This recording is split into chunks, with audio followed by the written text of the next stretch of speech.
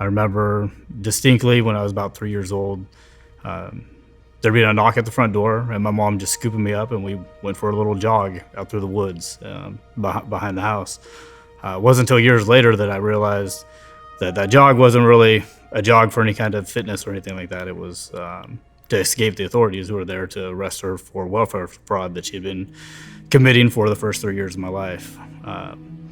When I was 10 years old, in the fifth grade, my grandfather had passed the year prior. My cousin was murdered, and that was kind of the trigger point for my mom to really fall into her mental illness. At that point, she was diagnosed as being manic depressive, which is bipolar, is what we call it today. My dad remained in the picture all the way through my upbringing, and then eventually I joined the Air Force. At that point, my brothers were nearly grown. They were 16 and 18, and my dad and my mom decided to separate. So she was really providing for herself for the first time with no skills and a severe mental illness. And it was at that point that she found the comfort of a man who was a heavy-duty crystal meth addict.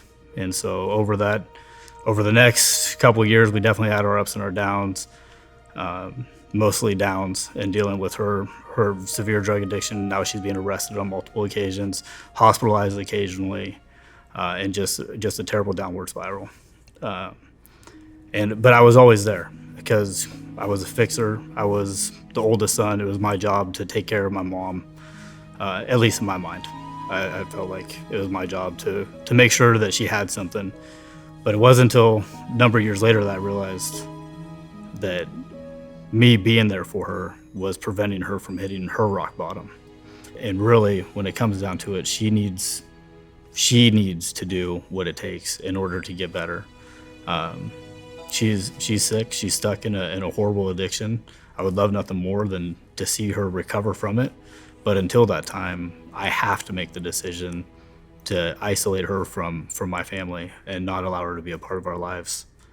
So while people might look at it and say, wow, those are horrible experiences that you went through, I don't view them through that vein. I view them as they were opportunities for me that have resulted in me being where I'm at now, with the ability to provide for my family, invest in others, mentor people, be a good friend, mentor, counselor to anybody who's willing to listen to me. So, yeah, I wouldn't really change any of it other than I would deliver my mom from her addiction now and allow her back into our lives to be a productive member of our family.